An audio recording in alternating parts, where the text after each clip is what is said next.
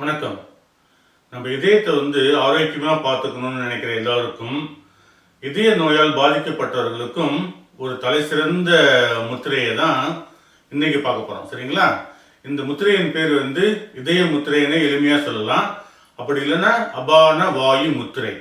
இந்த முத்திரை இதய நோயாளிகளுக்கு ஒரு வரப்பிரசாதமாகவே நம்ம பெரியோர்களால் சொல்லப்பட்ட ஒரு முத்திரை. சரிங்களா?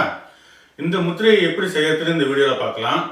இந்த முத்திரையினோட முழு பலன்கள், உணவு முறை, உடற்பயிற்சி, உறக்கம் எப்படி இருக்குன்னு பார்க்கணும். இந்த முத்திரையை எவ்வளோ நேரம் செய்யணும், இந்த 5 விஷயங்கள் தான் இந்த வீடியோவில் பார்க்க போகிறோம். சரிங்களா? முதல்ல முத்திரையை எப்படி செய்யறதுன்னு பார்ப்போம். இந்த முத்திரை பேர் அபான வாயு முத்திரை, அப்படி இல்லைன்னா இதய முத்திரைன்னு சொல்லிடலாம். சரிங்களா? இப்போ இந்த முத்திரையை முதல்ல எப்படி செய்யறதுன்னு பார்ப்போம். இது பஞ்சபூத தத்துவங்கள் நம்ம கையில் அடங்கியிருக்குன்னு சொல்லிட்டு ஒவ்வொரு முத்திரை வீடியோவில் நான் சொல்லிட்டேன். சரிங்களா? இதில் அக்னி தத்துவம் எந்த விரல்கள் கூடலாம், எந்த மற்ற தத்துவங்கள் கூட சேருதோ அதோட ஆற்றலை நம்ம அதிகரிக்கலாம் இல்லைன்னா குறைக்கலாம். சரிங்களா? இந்த அபான வாயு முத்திரையில இந்த அக்னி தத்துவத்தோட இந்த வாயு தத்துவம், வாயு அக்னி தத்துவத்தோட அடிப்படை தொட்டு இருக்கணும். அக்னி இந்த வாயு இப்படி கட்டையரில் அழுத்தி இருக்கணும். சரிங்களா? இதோட அடிப்பகுதி இப்படி இருக்கலாம், இல்லைன்னா கொஞ்சம் கீழே வச்சுட்டு இப்படி கட்டையரில் அழுத்தி படிச்சுக்கணும். பண்ணிட்டு இந்த ஆகாய தத்துவம் நம்மள அக்னியை தொடணும். அதே மாதிரி இந்த நில தத்துவம் அக்னியை தொடணும். சரிங்களா? இது மாதிரி இதுதான் அபான வாயு முத்திரை, அப்படி இல்லைன்னா இதய முத்திரை. இது எவ்வளவு நேரம் செய்யறதுன்னு பார்ப்போம். இதய நோய் இல்லாதவங்க எப்பயுமே ஆரோக்கியமா இருக்கணும்னு நினைக்கிறாங்க. ஒரு 15 நிமிடம் தினந்தோறும் செய்யுங்க. சரிங்களா? இதுக்கு உட்காந்துட்டு தான் செய்யணும், நின்றுட்டு தான் செய்யணும்னு கணக்கு கிடையாது முத்திரைகளுக்கு. இந்த முத்திரை அது மாதிரி ஒண்ணு. நீங்க அமர்ந்துகிட்டு செய்யறது நல்லது. அப்படி இல்லைன்னா உங்க கை இப்படி மேலே வச்சுட்டு செய்யறது நல்லது. சாமி ரூம்ல இருக்கும்போது 10 நிமிஷம் தரையில உட்காந்தியோ அல்லது நீங்க எப்படி சேர்ல உட்காந்தீங்களோ அதை உட்காந்துக்கோங்க. எல்லா வயதினரும் செய்யணும். சரிங்களா? இப்படி உட்காந்துக்கலாம். ஒரு 15 நிமிடம், எல்லோரும் 10லிருந்து 11 நிமிடம் செய்ய வேண்டும். இதயம் பாதிக்கப்பட்டவர்கள் அவர்கள் 45 நிமிடம் செய்ய வேண்டும்.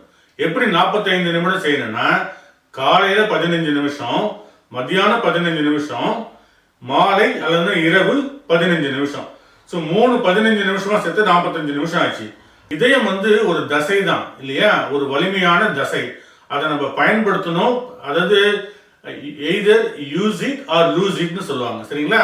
அப்போ அந்த இதயத்தை நம்ம பயன்படுத்தணும். பயன்படுத்தினாதான் அது வலிமையா இருக்கணும். இப்போ உடல் தசைகளை எப்படி நம்ம பயன்படுத்தினா வலிமை அடையுதோ, அது மாதிரி இதய தசை நம்ம பயன்படுத்த தான் அது வலிமை அடையும். சரிங்களா? ஸோ அது இப்போ உடற்பயிற்சியில் பார்ப்போம். முதல்ல இப்போ இந்த முத்திரையை பார்த்துட்டோம், எவ்வளோ நேரம் செய்யறதுன்னு பார்த்துட்டோம். இப்போ அடுத்தது இதோட பயன்கள் இந்த அபான வாயு முத்திரை 3 விஷயங்களை செய்யுது. ஒன்று, இதயம் சாதாரணமாக எல்லாருக்கும் ஆரோக்கியமாக வைத்துக்க உதவுது. வயிற்று பிரச்சனையில வயிற்றுல வாயு தங்காம பார்த்துக்குது. 3வதாக மலச்சிக்கல் முக்கியமான பிரச்சனை. இப்போ எந்த நோய்க்கும் ஒரு அடிப்படையான பிரச்சனை மலச்சிக்கல். மலம் 2 வேளை நீங்க போகணும். 2 வேளை மலம் கழிச்சிங்கன்னா உங்களோட ஆரோக்கியம் இயல்பா இருக்குன்னு அர்த்தம். உங்க உடலே சொல்லுது. உடம்பு 2 வேளை மலம் போச்சுனாக்க உங்க உடம்பு ஆரோக்கியமா இருக்குதுன்னு உடம்பே சொல்லுது. அப்போ 2 வேளை மலம் போறதுன்னா அதற்கு நீங்க சரி செய்யக்கூடிய விஷயங்கள் தான் நீங்க பார்க்கணும். அந்த மலச்சிக்கலுக்கு தனியா வீடியோ இருக்கு, அதை பார்த்து பயன்பெறுங்க. சரிங்களா? இந்த 3 பிரதான பயன்கள் தான் இந்த அபான வாயு முத்திரை, அப்படி இல்லைன்னா இதய முத்திரை. சரிங்களா?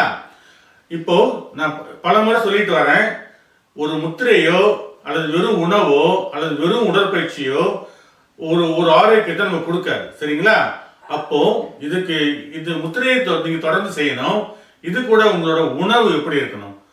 இப்போ இதய நோய் வந்தவர்கள் மிகவும் கவனமாக உணவை உண்ண வேண்டும். ஆயில் இல்லாம, ஆயில பொரிக்காம, முடிஞ்ச வரையும் நீராவியில கொதித்த உணவுகள், சமைத்த உணவுகள் தான் சாப்பிடணும். எப்படி சாப்பிடணும்னா அளவா சாப்பிடணும். ஒரு 50% இல்லைன்னா 60% வயிறு ஃபுல்லா வரையும் தான் சாப்பிடணும். சரிங்களா? நிறைய காய்கறிகள், பழங்கள் சாப்பிடணும். அந்த காய்கறிகள் வந்து வெந்த காய்கறிகள் கொஞ்சம் சாப்பிடணும், பச்சை காய்கறிகளை கொஞ்சம் சாப்பிடணும். சரிங்களா? இதுதான் உணவு முறை. அரை வயிறா சாப்பிடுங்க எப்போ சாப்பிட்டாலும். இப்போ முத்திரை இருக்கு, உணவு கட்டுப்பாட்டில் வச்சுட்டீங்க. அடுத்தது உடற்பயிற்சி. இதய நோயாளிகளும் இதய நோயாளிகள் நல்லா இருக்கவங்களும் 1 மணி நேரம் கார்டியோ பண்ணணும். நான் இப்போ முன்னாடி சொன்ன பார்த்தீங்களா, either use it or loose it. இதயத்தை நீங்கள் வந்து வலிமைப்படுத்தணும்னா 1 மணி நேரம் விரைவாக நடக்கணும். ஜிம்மிலேயோ வெளியிலையோ உங்கள் வயதுக்கு தகுந்த மாதிரி உங்களுடைய நீங்கள் இதய நோயாளியாக இருந்தால் உங்களுடைய மருத்துவரின் ஆலோசனை பெற்று எந்த அளவுக்கு நீங்கள் செய்யலான்றத வந்து தெரிஞ்சுக்கிட்டு செய்யுங்க. சரிங்களா? அடுத்தது உறக்கம். 6 மணி சாதாரண மனிதன் வந்து 6 மணி நேரம் குறைந்தது தூங்கணும். உங்களோட வயது பொறுத்து, உங்களோட உடல் தன்மையை பொறுத்து, நோயின் அளவை பொறுத்து 6 மணிலிருந்து 9 மணி, 6 to 8 இல்லைன்னா 9 மணி நேரம் நல்ல தூக்கம் வேணும். இதெல்லாம் தான் வந்து இந்த கலவை, கூட்டு கலவை தான் வந்து நம்ம இதயத்துக்கு ஆரோக்கியத்தை தரும். வெறும் முத்திரையை மட்டுமோ அல்லது வெறும் ஆரோக்கிய உணவோ அல்லது வெறும் உடற்பயிற்சியோ ஆரோக்கியத்தை வந்து நமக்கு முழுமையா தராது. சரிங்களா? அதனால எல்லாம் சேர்ந்ததுதான் நம்ம ஆரோக்கியத்துக்கு வழிவகுக்கக்கூடியது. சரிங்களா? இதுதான் வந்து இந்த அபான வாயு முத்திரை, அதோட பலன்களும். உங்களுக்கு தெரிந்தவர்கள் யாரேனும் இதய நோயால் பாதிக்கப்பட்டிருந்தாலோ அல்லது வந்து இதயம் ஆரோக்கியமாக இருக்க வேண்டும் என்று நினைத்தாலோ அவர்களுக்கு இந்த காணொலியை வந்து நீங்க பகிர்ந்து எல்லோருக்கும் உதவிடுங்கள். சரிங்களா? இது வந்து பெரியவர்களால் கூறப்பட்ட ஒரு வரப்பிரசாதம், இதயத்திற்கு உள்ள வரப்பிரசாதம் என்று சொல்லக்கூடிய ஒரு சிறந்த முத்திரை அபான வாயு முத்திரை. சரிங்களா? அடுத்த வீடியோல இது மாதிரி ஒரு சிறந்த நம்ம உடல் நலத்தை கொடுக்கக்கூடிய ஒரு சிறந்த முத்திரையை உங்களுக்கு மீண்டும் சொல்கிறேன். அதுவரையும் நன்றி, வணக்கம். எல்லோரும் ஆரோக்கியமாக இருப்போம். சித்தர்களை போற்றுவோம், தெய்வங்களை போற்றுவோம். நன்றி, வணக்கம்.